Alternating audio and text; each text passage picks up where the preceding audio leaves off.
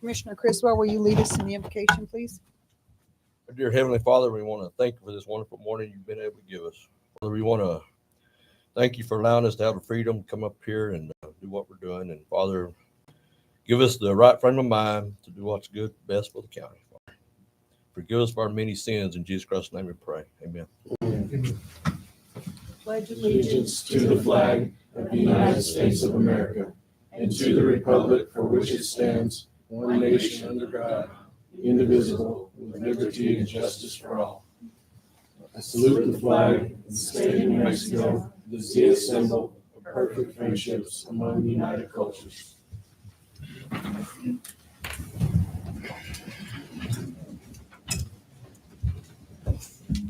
First item on the agenda is approval of the agenda. Make a motion to approve. Got a motion and a second to approve the agenda. All in favor? Aye. Any opposed? Motion carries. Second, approval of the minutes from November 18th. Second. I got a motion and a second. All in favor? Aye. Any opposed? Motion carries. Item 3, informational items.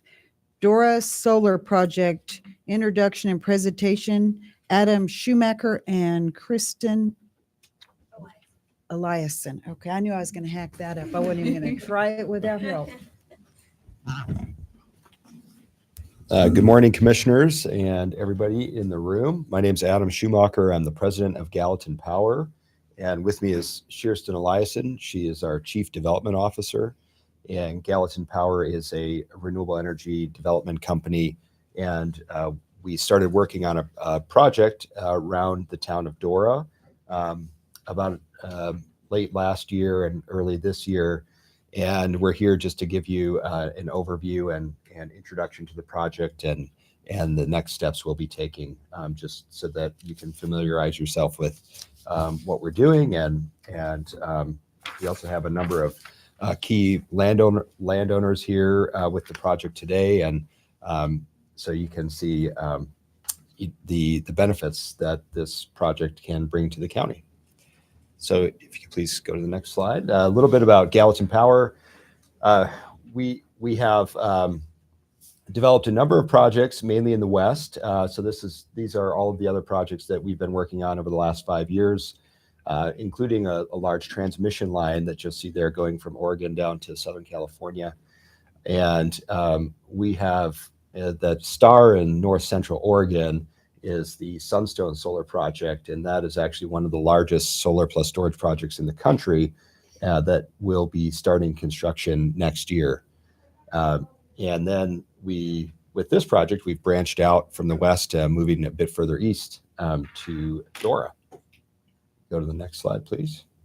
The reason why we chose southeastern New Mexico or eastern New Mexico is because of the amount of load growth that is happening in SPP's territory here. You can see on this slide that demand has been growing in SPP, which is the central corridor of the country, and New Mexico is the southernmost portion of it. You can see that load has been growing in SPP at some of the fastest rates across the country over the last few years. And SPP projects that the levels of peak demand could be increased by as much as 25% by 2030 compared to 2023, which for an electric utility is a huge number. Next slide, please.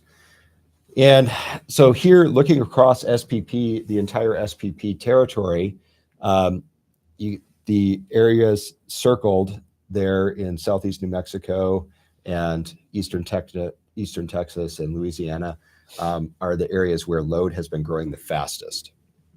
And a big driver of the load growth in southeastern New Mexico is actually oil and gas.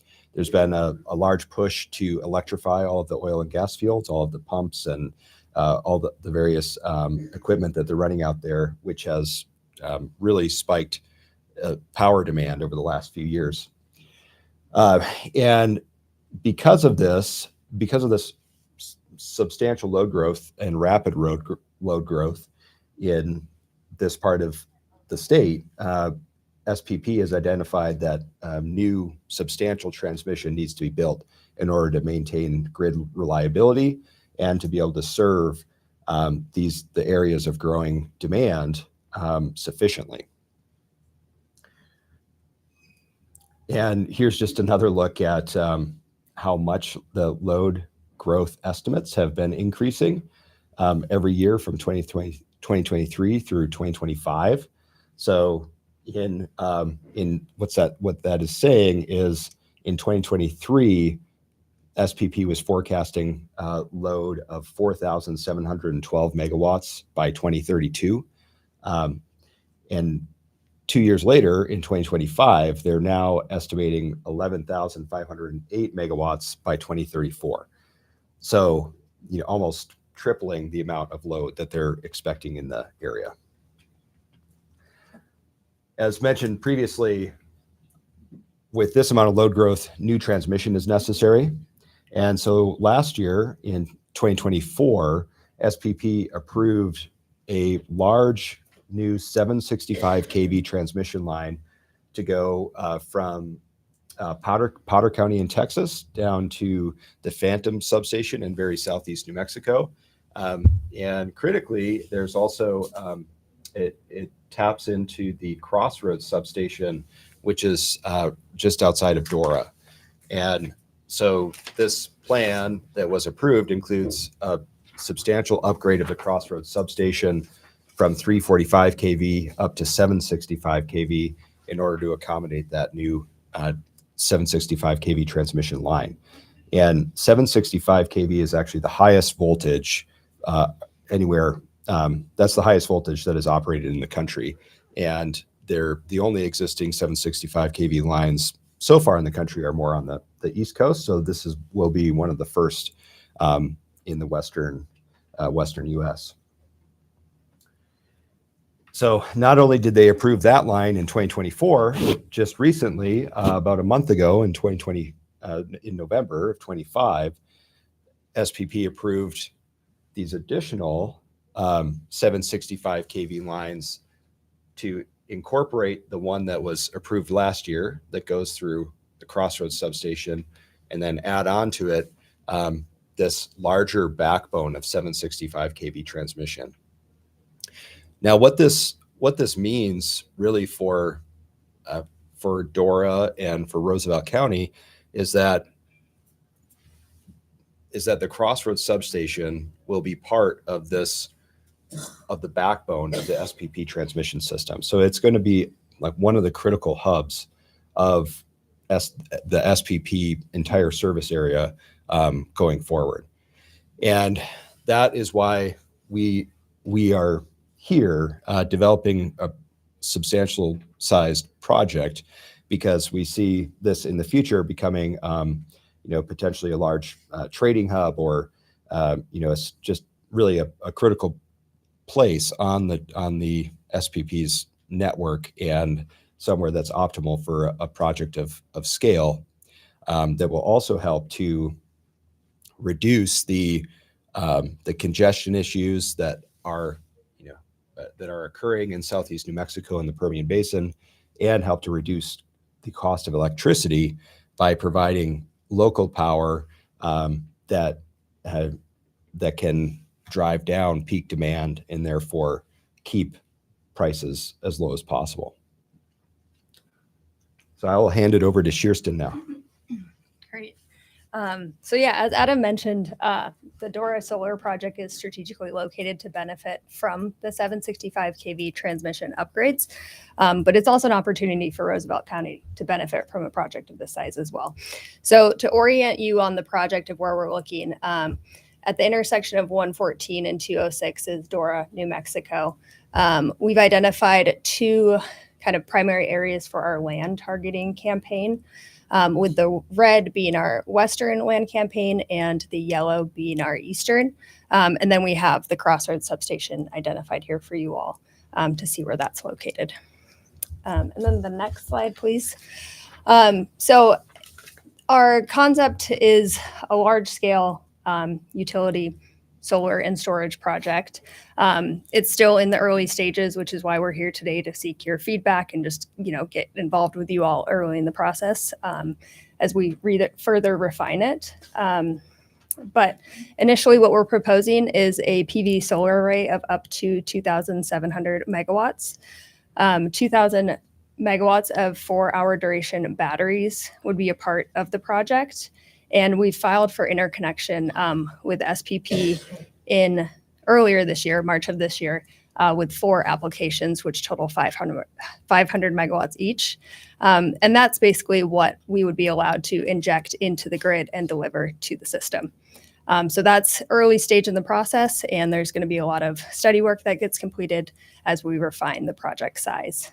And then, with those applications, we identified Crossroads as a substation, and then if the full project is built out, we anticipate up to 20,000 acres of land would be utilized by the project.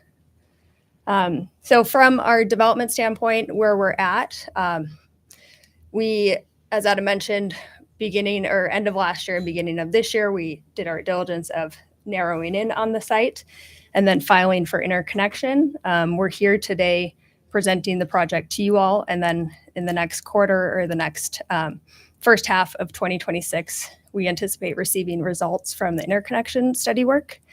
And basically what that tells us is cost estimates for how much the project would cost to connect to the grid and what transmission upgrades we might be triggering.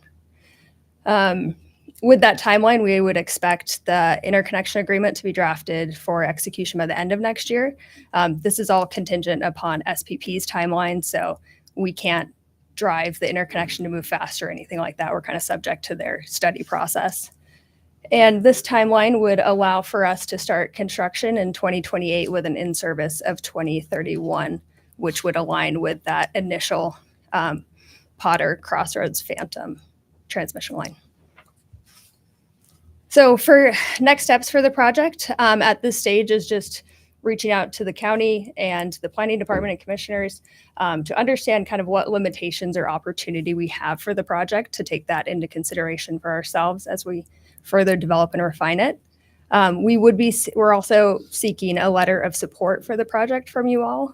There is an upcoming RFP with Southwestern Power or Southwestern Pacific Public Service, sorry. SPS is how I always say it. And then Excel. So that opportunity is in January. And then we'll start to receive feedback, as I said, from the interconnection process to refine the project size, and then start to really narrow in on the project of where it actually will be sited, and just understanding what the land constraints are as well. We'd also like to coordinate with the county eventually on an industrial revenue bond for the project, and then also a pilot agreement. So assuming the Blackwater solar pilot terms, if the full project size is built out, we would anticipate $4.5 million annually to the county as tax revenue. And just to add more detail on the RFP opportunity, so we're planning to submit into it to obtain a power purchase agreement, which is a critical contract for the project for the revenue stream. And that's due January 13th.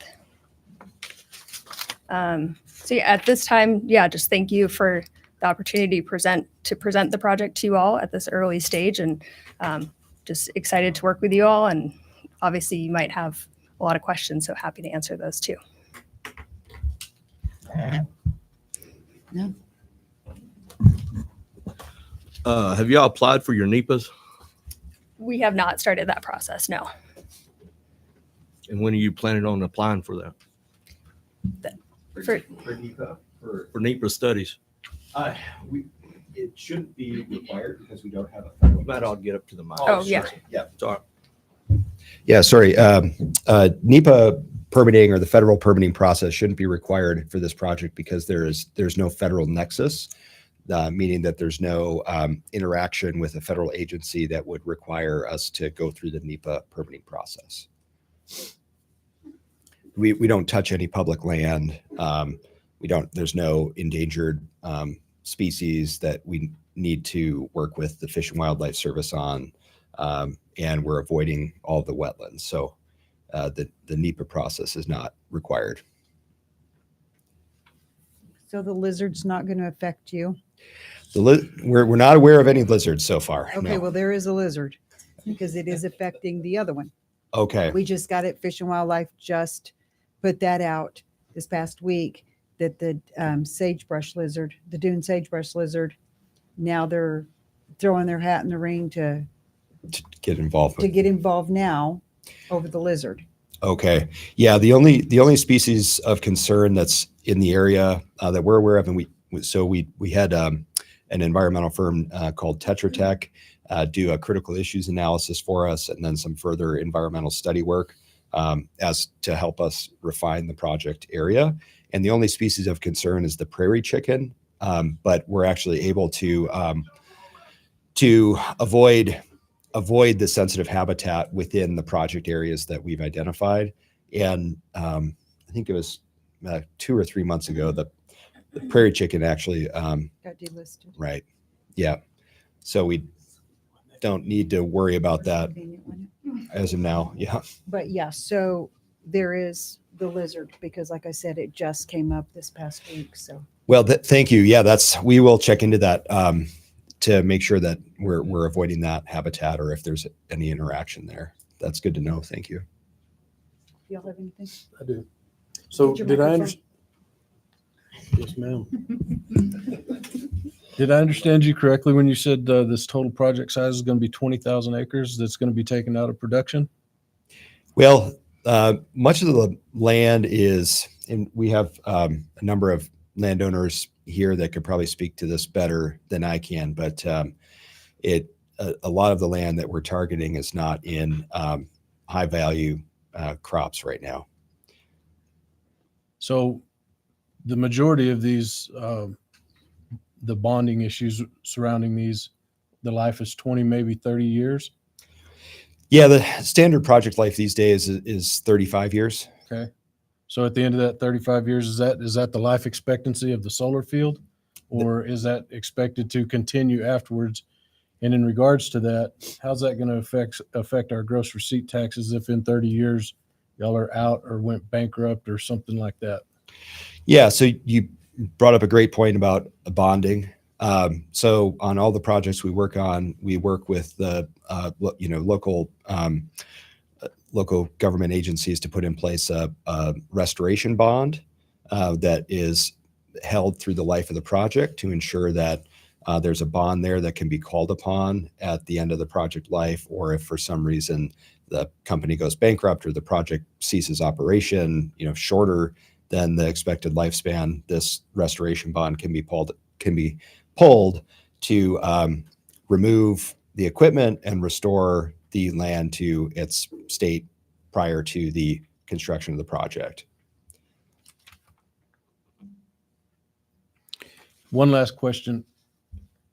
We're getting kind of, I wouldn't say bombarded, but an extreme amount of interest in eastern New Mexico as of late with transmission lines, oil pipelines, that kind of stuff. All of this is culminating down in southeastern New Mexico. I mean, it would seem to me that these companies have a better idea or understanding of what's coming to that area than we do right now. Well, I think they're reading the same tea leaves that we are, and looking at the presentation, just what we talked about with the transmission build out. I think this part of New Mexico is going to become an energy hub. It already has a significant.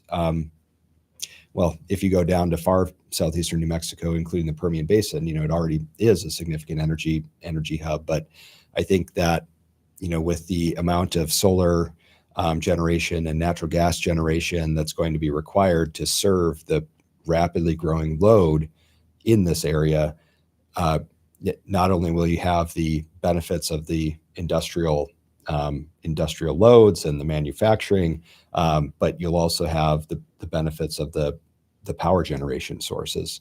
So I think it's a real opportunity to expand the economic base of the county. Well, I totally agree. And I'm all about landowners doing whatever they want with their own land. I'm just wondering what this place is going to look like in 35 years from now. Yeah, it's a good question. I think it's certainly there's going to be impacts. You know, there will be growth, and what comes with that, you know, has a lot of positive benefits, but then also, you know, it does change the landscape. Thank you. Raven, do you have anything? Okay, I would like to say something on that. So you made a comment, and before I start, I want to let all you know, I have all the respect for private property rights. You do what you want with your property. It's your property.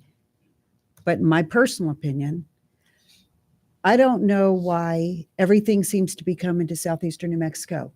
This is where all the agriculture, all of the things that if you don't want to be homeless, hungry, and naked, you're going to need southeastern New Mexico because this is where your food comes from, all of the things. So with that being said, everybody keeps coming in here wanting to do this when this is where all the agriculture land is. You made a comment that it wasn't, well, High value. high value. Okay, so you know what? Cattle are high value when you're running cattle on that. Also, no matter what your sorghums or whatever you're growing out there, that also, those, whatever they're growing also is what keeps our small businesses going, our granaries and things like that. It's also what keeps the prices down around here for us to be able to eat. Yeah. So when you put these things in, it does affect the rest of the people. I agree with private property rights, but if you guys need these things, I don't know why these solar farms and things have to take out any farmland or any other land out of production or whatever, when you could put them on top of buildings. There's buildings all over. There's cities everywhere. Put them on top of those. I don't know why it always has to be farmland. My personal feeling, I am against all of this because I don't think we need to keep taking farmland out of production. And I don't want Roosevelt County to be this metropolis of power lines and solar fields and nothing else, because there's not going to be anywhere for anybody to live or anything for you to live on. Because around here, everybody lives off their land. That's just what we do. And this is taking all of that away from the people.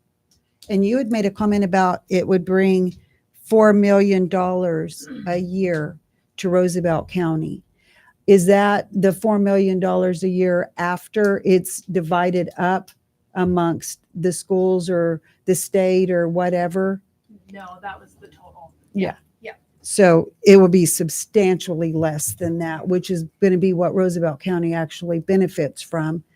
But then when you think about the losses that we're going to have from this, I think are way more than that.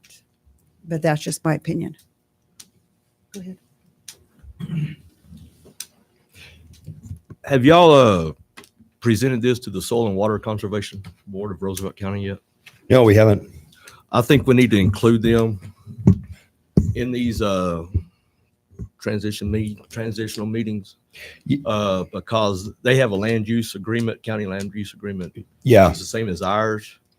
And I do think we need to start including them. So if y'all would, Sure. we will too. We need to reach out to Roosevelt County, to the Soil and Water Conservation Board. Yeah. Because we have included them on these others, and it's pretty important to keep them in the loop too over their land use agreements for the county. That's a great idea. We'll do that. And Chairman Dixon, just to respond to your concerns, the project I mentioned earlier in Oregon, in Morrow County, Oregon, there is the same concerns there about taking cropland out of production. That's a big wheat growing area. And what we did there to address those concerns was establish an agricultural mitigation fund. We worked with the county to do that. And essentially that's a payment that's made when the project starts construction that goes to these various small, it goes to a county oversight board, and then they distribute it to these various businesses and agricultural organizations that is meant to help offset the impact to the local businesses and sort of the broader economic ecosystem that relies on the agricultural production, to help offset impacts to the offset production, or offset agricultural activity. And that went over very well in Morrow County, and actually has become kind of a sort of an example for how permitting on other projects in Oregon is going forward now. And that would certainly be something that we'd be happy to work with you all on to help to address some of the concerns you mentioned. So with that, and how long does that payment last? Is that going to be the entire time this farmland's taken out of production? I think we would certainly be flexible on how to approach it, and we could make it that way. It could be similar to the pilot arrangement or the pilot agreement, sort of just in addition to that, and run for the life of the project. I think that would make a lot of sense. And then my question is going to be, so how is that going to affect the prices, the grain prices, or the different things like that? Because when you start taking that out of production, it's going to go up everywhere else. So again, it's still going to circle back to being the same issue, but throwing money at a problem does not fix it. Well, I think the purpose of the payments was mainly to, make sure that the small businesses that rely on agricultural producers, that an impact from that would be mitigated. So it's not expected to address any, changes in crop prices, but it's more meant to just keep the local agricultural community in whole. Thank you. Anybody else? Okay. Thank you. Thank you very much. Thank you, guys. Moving on to item 4, public request. Does any of y'all have anything you want to say? You've got 3 minutes. Does anybody have anything they want to add? Anybody? Okay. We will move on. Elected officials and department heads. First off is the assessor's office, Mr. Floyd. There you are. Okay. Clerk, Mandy Park. I just wanted to remind you that we're doing the recount and recheck of the election audit immediately following this meeting. And then we have, I'll talk about calendar when we get to calendar. Now, is that recount and stuff, is that open for the public to view? Yes. Okay. So And it's it'll happen here in this room. right after this meeting. So if anybody's interested in seeing that, there you go. It's as interested in as watching paint dry. Probate, Mr. Terry. I don't see him anywhere. Sheriff Sanchez. Okay. About treasurer, Miss Ramos. Look at her. She's got stuff. Right. Good morning, Commissioners. I have your July general fund cash balances. Your beginning cash balance is $6,197,560.82. Your ending cash balance is $6,005,199.80. And with that, I stand for any questions. Anybody have anything? Thank you. Thank you. Board of Finance. Do we need a Board of Finance? Okay. Detention, Miss Ramsey, and Matt with Miss Thornton. Thornton is not a public person, so probably she won't be coming to those. This morning, our facility count is at 61. Yesterday, we got up to 65. I mean, population decreases and increases like crazy lately. We have 8 females, 53 males. We have 9 out-of-county detainees. For Quay County, for last month, we billed $22,050. For Cannon was $5,075. Chavez was $10,500. Guadalupe County is at $2,975. At this time, we're fully staffed. We have 1 resignation in, but this person is moving on to another law enforcement agency. In our MAT program, we have 9 participants, 9 in individual counseling, 9 in group counseling, 9 in yoga. We have 2 in GED. We have sent off 1 application for another detainee to take another GED test or get into the program. We've had 8 graduates from the program this last year, and then we have 2 people on medications for MAT program. And I stand for any questions. Anybody? Your report, printed report says September, but we're talking November numbers. Yes. Thank you. DWI compliance, Ms. Reed or Jimenez? No can do. Finance, Ms. Weems. Okay. HR, Ms. Roscoe, wherever you are. There you are. If you can hear me. Right now, we just filled a position with a deputy. We need a finance person, and other than that, we are full. Thank you. Maintenance, Mr. Spinks.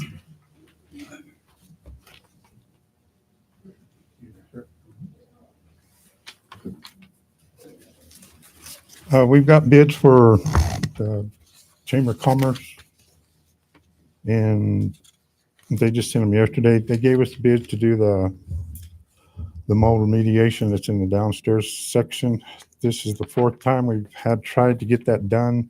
We've been through 4 county managers and it hasn't been done. But anyway, Mrs. Forjay is looking into it real hard. We had another bid, but it was just for to raise the door up on the outside. And we haven't got another bid from that person to do the remediation yet. They're still in the works. So, and these folks that bid the remediation, they're waiting. They gave let me find it here.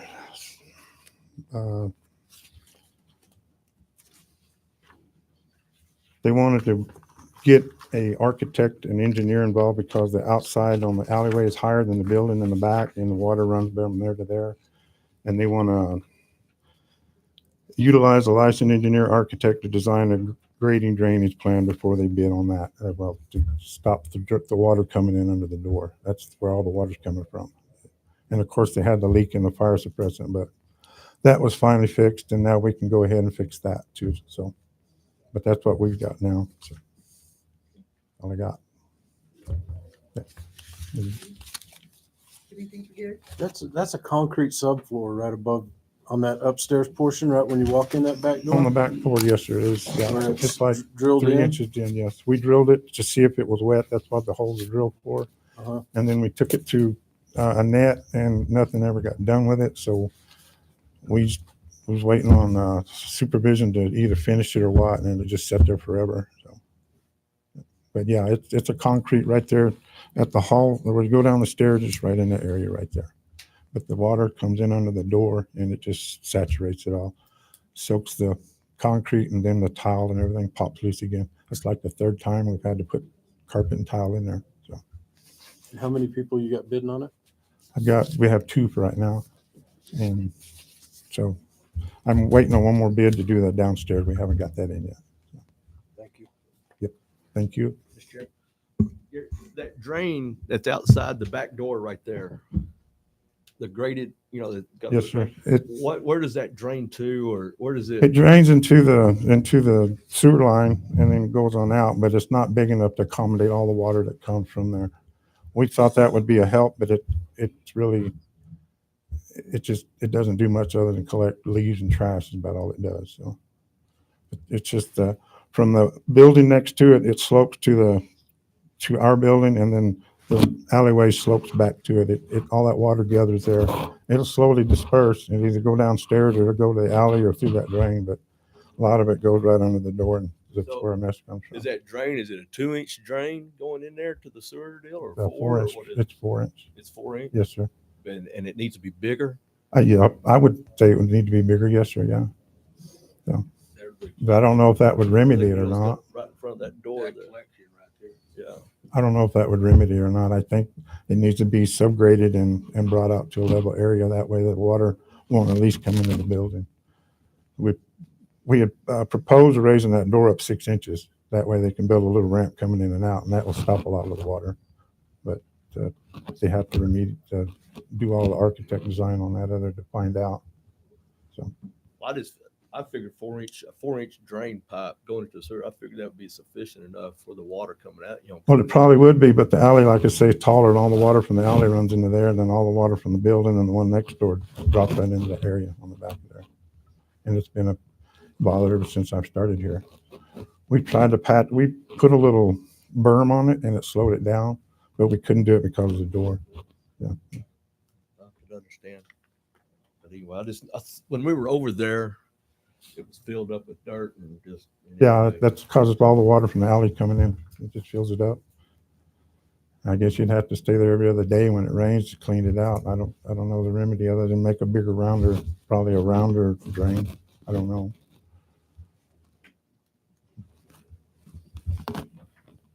Anything else? I'm done. Thank you. Thank you. Thank you. Road, Mr. Dominguez.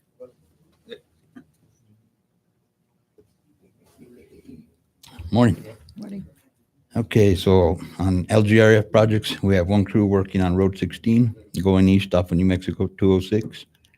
They will be done hauling caliche this morning, then they will start laying it.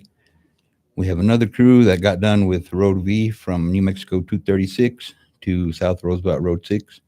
They are moved over to Road 1 between Y and Z, and they are working on the subgrade right now.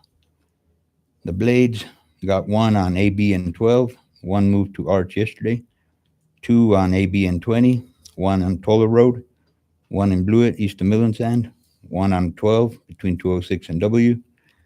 Then the shredder got done in Kazi yesterday, moved back to town, and he's got a few roads left to do, and he'll be done for the season with the shredding.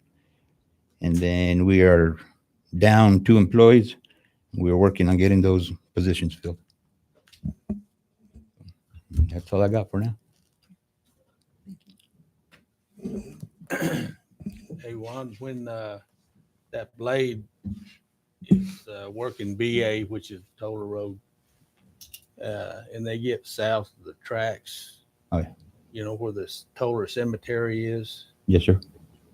it's been a couple of years or longer since they went all the way to the cemetery. Okay. And some of these small cars are having trouble getting to it. All righty. So they need to open the gate. All they have to do is get out. Right. Open the gate and go on up there. Will do. Yes, sir. So I just want to mention it. They want on 16 right there. Have you has Junior Hasso reached out to you about putting an entrance into that field of theirs going into there so they don't have to use Barry Hayes's entrance into his field? No, he hasn't talked to me yet. Okay. You might need to reach out to him. Okay. And see about putting an entrance into going into that field right there. On the east side? On the east, be on the south side On of the the south road. side, but on the Yeah, east be of on the 206. south side of that road right there. Okay. Right past Barry Hayes's field right there. All right. I know Barry just made the comment to me that they were having to use the same entrance, and Barry just said it'd be nice if they could put in another entrance into their own field instead of having to use his all the time. So Okay. I'll look into it. don't mind, please, sir. Sure. I just now thought of it. Have you hit that patch on, what is it, E yet? He- South out of Arch? Oh, yeah. Yeah, before Steve left, he went up there and bladed it all the way to 14. Perfect. Thank you. Yes, sir. We actually wet it and packed it in. Awesome. And I talked to you yesterday, so I'm good. All righty. Thank you. Thank you. Thank you, Juan. Special projects, Miss Weems? Nada, huh? Okay. How about safety committee, Miss Grassel? No can do there either. I'm hoping this one has something. Miss Forget. You know I do. Okay. First off, I just wanted to remind you guys that there is a legislative forum in Tucumcari on December 16th that the COG has asked me to remind you guys about. Right now, Senator Campos, Senator Woods, Representative Chatfield, have RSVP'd, and I know there's a few other ones that they're waiting on. But I do have the flyer to sign up if you guys are interested in that. What time is that out? That one it starts at noon, and they are doing a lunch that day. Okay. With the National Association of Counties, they have boxes to retire American flags. So I got one of those ordered so that we can put it in the courthouse, and then we'll get them properly disposed of. But that way residents can bring them in and drop them off here. Let's see. Working with you on that. I'm working on the insurance renewal, just going through and changing those vehicle values and making sure all of that is taken care of. So that is due by December 15th. So that's been a fun thing to work on. So we're gonna just keep going with that. The jury deliberation room. The architect is supposed to be here hopefully next week for us to go through that. We did put the RFP out, and so we're just moving along with that. We have the pilot subcommittee for the San Juan Mesa project set for December 9th. And let's see. And then I just have, when we get to the calendar, I have a couple things on that. So, and I was going to bring up those bids for the other building, but Gary did that. So I have those if you guys are interested in looking at them. And I'll stand for questions. Would you mind emailing those? I'd be more than happy to Thank do you. that. Mhm. I like that idea. Anybody have anything for Miss Forget? Real quick. Were you anywhere closer to bids on the electrical and RV hookups at the fairgrounds At this moment, no. and or the portable buildings? Not yet. Okay. Oh, I do have one other thing. As far as the finance position, I'm hoping that at the next commission meeting that I will have a contract for someone just as a temporary kind of bridge until we find the right person to come in and get things all squared away, and then also be able to train the new person when we find them. Awesome. And it's somebody who's very knowledgeable about it. So I'm hoping to get those details hashed out this week and be able to bring it to you at the next meeting. Thank you. Anybody have anything else? Okay. Moving on to commissioners. Call.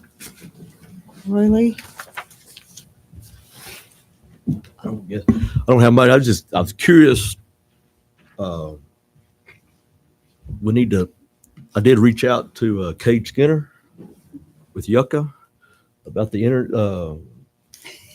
about the line being, we, at the last meeting, we discussed that line going out across the fairgrounds. Yeah. About where it goes.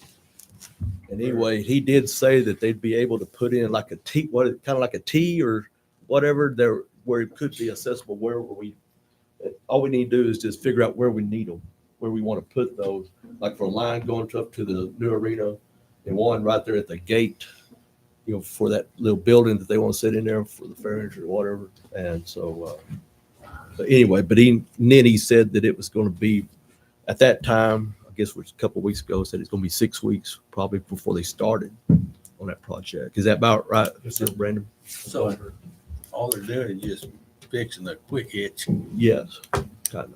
So if we want to do it, We can, yes. And then they'd come back in later. They won't do it at this project, go and put it to the building, but he put the things there, put everything there so it'd be ready. And so, That's all we want. right.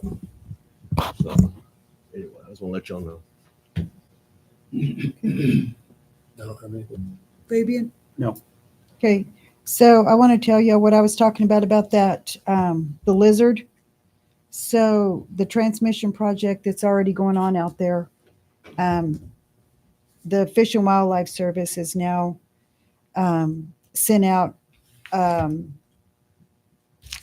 the services is seeking public comments on proposed habitat conservation plan. So now they're going to grab onto the lizard, since there's no prairie chicken for them to bite with. So now we're going to go with the lizard. So comment periods and stuff are open now. If you want to, you can go read up on it. And the email address or the web address that you'll do is www.regulations.gov.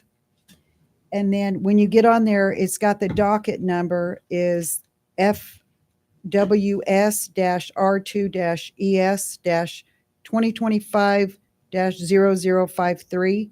And if anybody wants that later, you can call me and I can give it to you again. But public comments just opened yesterday. The first, yeah.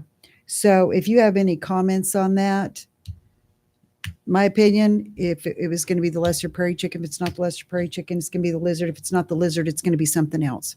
It's always something. So it's governmental overreach. They had plenty of time to comment on this prior to now, but here we are. So I just wanted to comment on that. And I think that's about all that I have right now. I'll have more later. Okay. All right. Anybody else? Thank you. Okay. Moving on. 6, old business. Commission may take action on items listed. A, discussion and action of county legislative priorities for 2026 legislative session.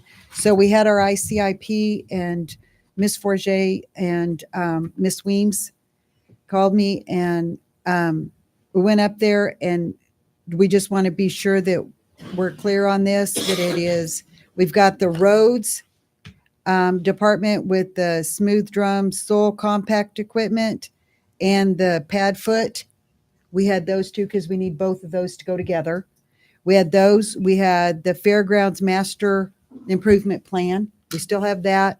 And the detention center electrical plumbing facility upgrades and the update on the emergency warning system. We wanted to make sure we had those 5 listed on the top. Is that good with everybody? Yep. Okay. Road fairground detention. She'll give you a copy. Okay. So do we need to take action on that?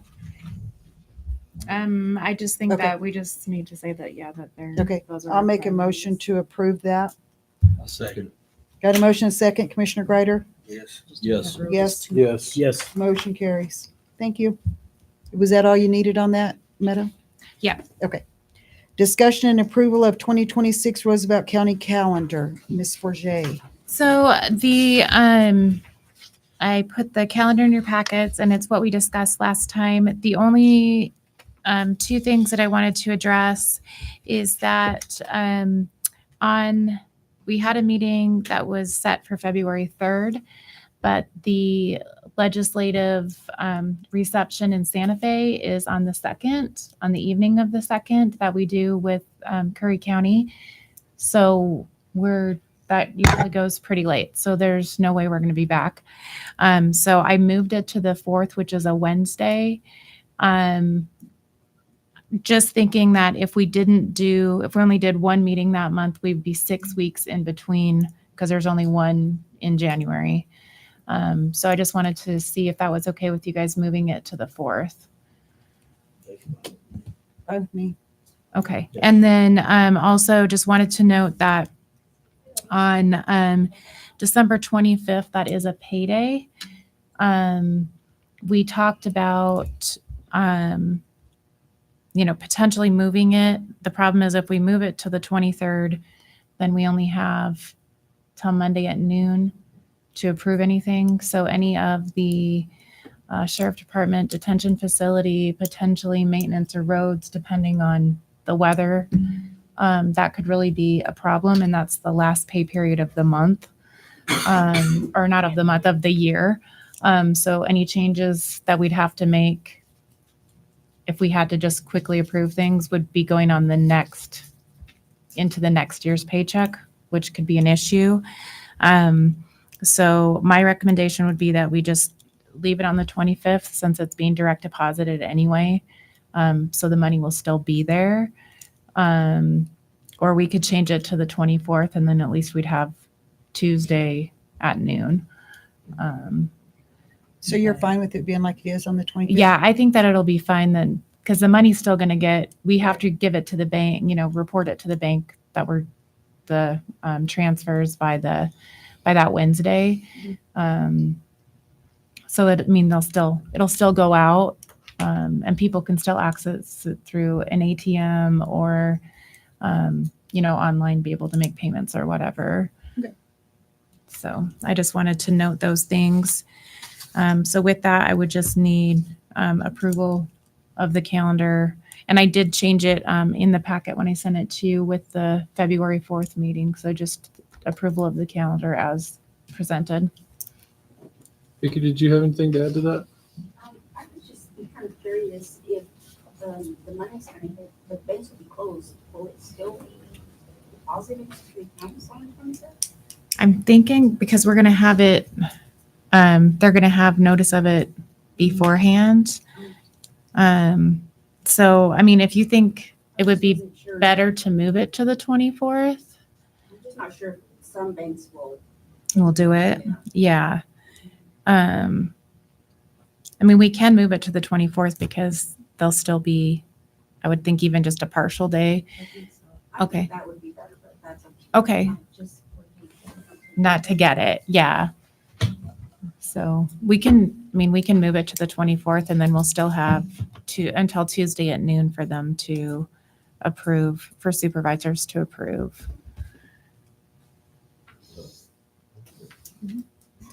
Ms. Forget, on February 17th and March 17th, Mm-hmm. those two commission meetings are right behind holidays Mm-hmm. for the employees. Is that going to give everybody ample time for the meeting, to be prepared and stuff for the meetings and everything? I think so. I can just notify everybody the week before to just remind them. Are those all right with y'all? Yeah, I don't care. I want to bring that to attention. Yeah. Okay, so then I will request that we make the change to put the payday on the 24th of December. So with that change. With that, I'll make a motion to approve the calendar with the changes of the payday on the 24th of December. I have a question real quick. Mhm. Are we still doing the morning and afternoon meetings on this calendar? The meeting time is not listed on the calendar. Christmas Yeah, this the month. time's That's the not reason we listed. haven't had one discussed. Just the dates. No, I'm talking about the new calendar. Right. Yeah, and like Mandy said, the time isn't listed on the calendar, just the date. So if we need to adjust the times, we can. Okay, there's a motion on the floor. Second it. Got a motion and a second. Any more discussion? Commissioner Greider? Yes. Yes. Yes. Yes. Yes. Motion carries.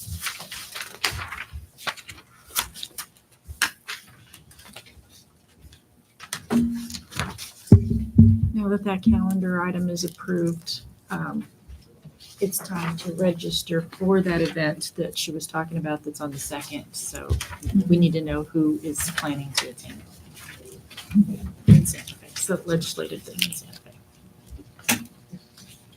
Santa Fe. We'll get to that at the end. Okay. Healthcare, Ms. Weems. I make a motion to go to indigent. Second. Got a motion and a second to go into indigent. Mr. Munoz? Yes. Yes. Yes. Yes. Motion carries. We're in indigent. Good morning, Commissioners. In your packet in this batch, there's a total of 10 claims for $16,479.57. I recommend approval of 5 at $12,712.57. Disapprove 5 of $3,767.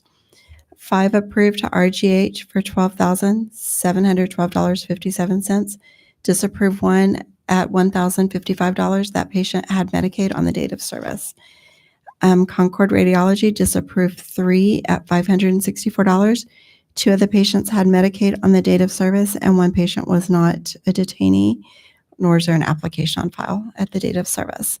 A city ambulance service disapproved 1 at $2,148. That patient also had Medicaid on the date of service. Make a motion to come out of indigent. Second. Motion is second to come out of indigent. Mr. Munoz? Yes. Yes. Yes. Yes. Motion carries. We're out of indigent. Make a motion to approve.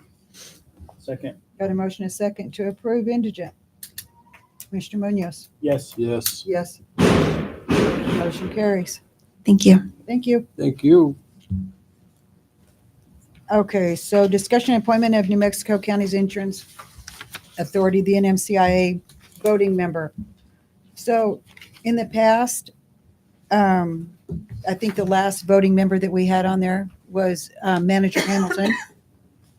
And I was the alternate. And so I would like us to go ahead and appoint Ms. Forget to be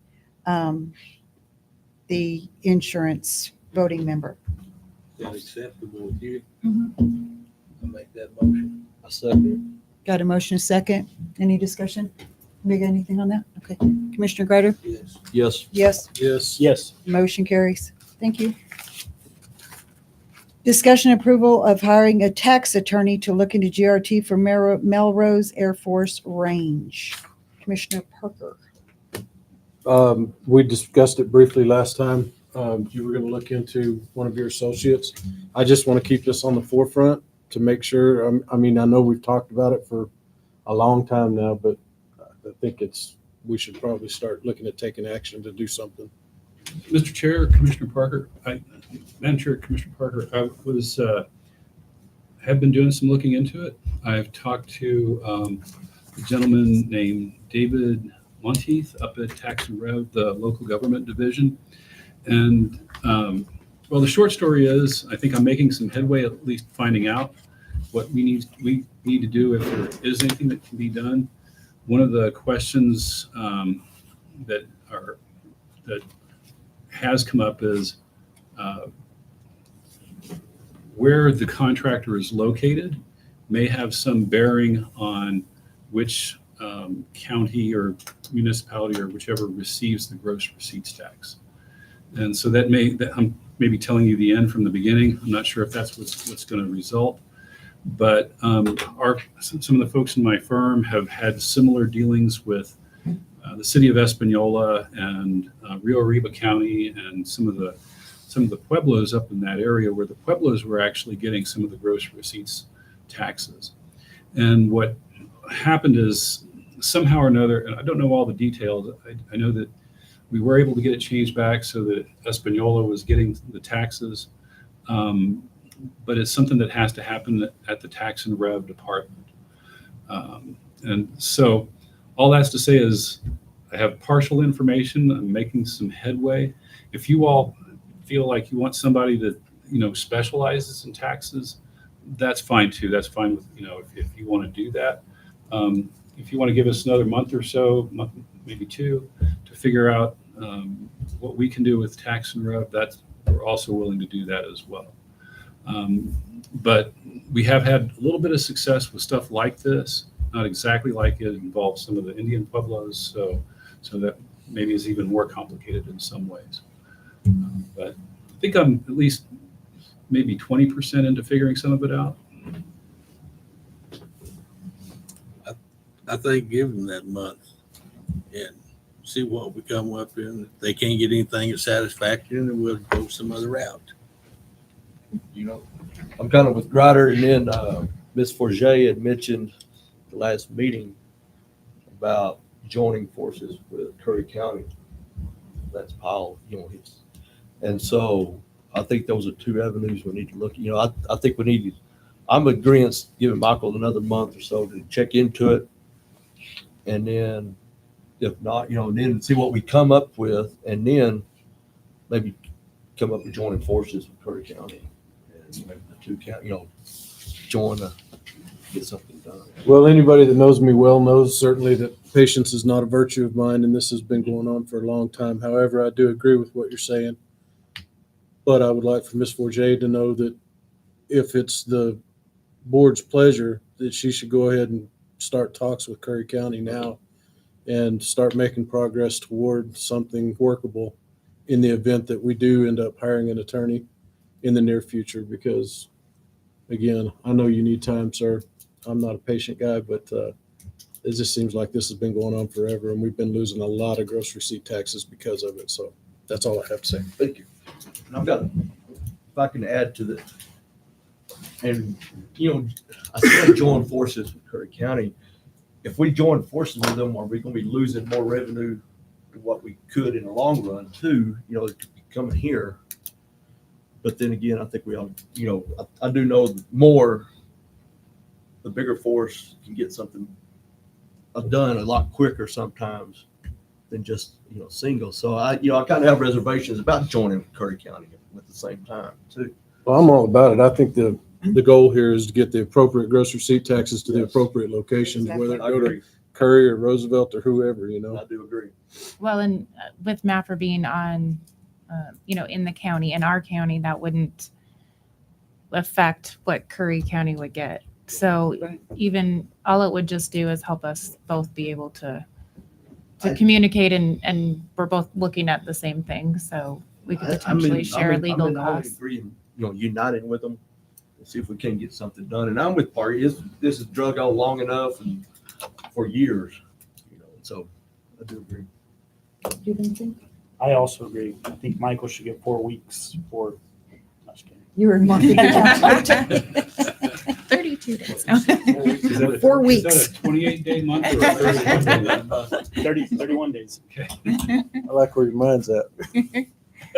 Okay, so you're gonna go ahead and come up with something else within a month and see where we're at. Maybe give us a little heads up next month at our next meeting. Maybe even the next meeting. The 16th is our next meeting. Just give us a little update next meeting and we can go from there. And if you wouldn't mind reaching out with Curry and getting And something. I got Michael some extra information yesterday on the GRT and those areas and the codes and stuff. So we are making some headway.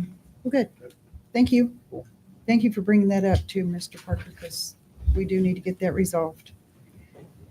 Okay, contracts, agreements, and procurements. 8A, discussion and consider. Do we need to vote on that, Michael? I'm not sure any action was really taken. Okay, we don't need to, right? I don't think so. Okay. Discussion and consideration of contracts with Colfax County for housing Roosevelt County inmates. Ms. Ramsey. This is just a contract that we're renewing. We used to have one with them. We've sent out a new one. They've sent us their new one, so they're just wanting us to contract with them to house over there if needed. Is it the same as what we used to pay them? Yes, ma'am. I thought so. We approve 8A. Second. Got a motion and a second to approve 8A. Commissioner Munoz? Yes. I have a quick question before I vote. Okay. Yes, sir. So are you doing all of the transports now exclusively, or is the sheriff? No, we kind of share it. We share it. So if Curry or Chavez County have people that are ours, I'll just send my guys to go get them. He mainly takes care of courts, bringing people back from prison, and we coordinate together, or I coordinate with Adam to take people to prison. So we are doing a large amount, but so are they. So that was I was wondering, if you send him to Colfax, is it his job then to go pick him up and bring him back to court hearings? It possibly could be. It just depends on what the courts require and what the transport order says. If I can do it and if I have the staff, then I'd rather do it because I have more than he does. So it just kind of, we just work together for scheduling purposes. So. And I know y'all have worked together really well. I just didn't know if that would be something the sheriff might need to have input on as well, as far as the transports, or no? Do you feel comfortable with the way it is now? Yeah, no, I feel comfortable the way it is. I mean, we've been working it out pretty good. There's times that even, our guys are busy on an extradition or transport. They're doing security here. And we have magistrate court transports, and we'll reach out to them, and they're like, yeah, no problem. We'll run them over. We're right next door. So they help us out a lot. So appreciate it. Thank you. I vote yes. Yes. Yes. Yes. Motion carries. Thank you, Mr. Ramsey. Thank you. 8B, Memorandum of Understanding between the County of Roosevelt and the 9th Judicial District Court regarding reimbursement of expenses for the Roosevelt County District Court security personnel, Sheriff Sanchez and Kevin Spears. And there y'all are. Thank you, Madam Chair, Commissioners. Thanks for putting us on the agenda today. If you have the MOU in front of you, I want to make a quick correction. It's been modified a few times on a prorated basis, but as it stands today, it's amended from December 1st forward to the end of this fiscal year in item 2, in line 2, and in line item 5, paragraph 5. That amount needs to be readjusted as well. It states $56,250. The actual amount for 7 months would be $43,750. We just made that. I intended to bring this before the commission a few times over the last 6 months or so. The sheriff and I decided just to wait until Ms. Forget had started. And I visited with her. I've obviously visited with Sheriff Sanchez over the last several years, really, on this. This is funding that I received through the legislature that we have. It's recurring funding. The idea really, and I'll turn it over to the sheriff, is to have basically a courthouse deputy that is here full time that we're paying for as a court, but we want to extend those duties to not just court type security, but courthouse security, perimeter checks, things of that nature. I'll certainly stand for any questions that you may have. I think it's kind of outlined in the MOU on how we would reimburse Roosevelt County. The amount we came up with was just a conversation I'd had with the sheriff and the former county manager of what would cover the salary and benefits. So. So this has honestly been going on for several years, trying to get this done. We tried it, I don't know, probably 2 years ago, and the funding wasn't there, but he was able to secure that funding. I think this is something that would benefit not only the courts, but the county courthouse as a whole, because we're going to have somebody here pretty much full time. It's going to be 8 to 5, obviously excluding holidays, other than whenever the county is on a holiday that doesn't match up with the courts. So we will just adjust their schedule, just like we did for Veterans Day. So on Veterans Day, we had that Monday off instead of Tuesday. The courts had the Tuesday off. So we just adjusted the court security schedule where they worked Monday and then took the Tuesday off.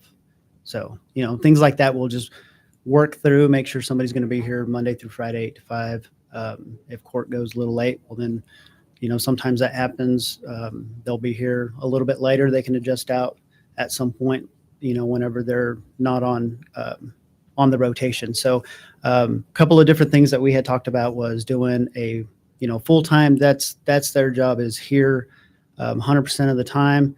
But after, discussing it with, some of the employees and with Kevin and the judge, it'll be on a rotating basis. That way we don't get somebody that's burnt out, that's all they do is sit here at the courthouse all the time. So it'll be a rotation on a weekly basis where the whoever's here will be here a week at a time. And then, the following week they'll be doing the transports or extradition, things like that. Move we approve 8B. Second. Got a motion, a second. Any further discussion? Commissioner Greider? Yes. Commissioner Criswell? Yes. Yes. Yes. Yes. Thank you. Motion carries. Thank you. Thank you.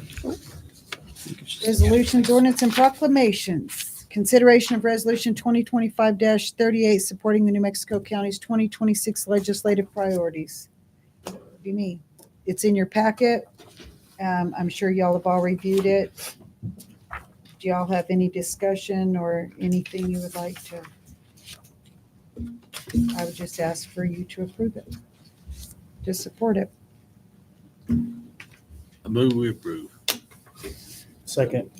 Got a motion and a second. Commissioner Munoz? Yes. Commissioner Parker? Yes. Yes. Yes. Yes. Motion carries. Thank you. Media? Any media here? Do you have anything you want to add? Will you tell me your name?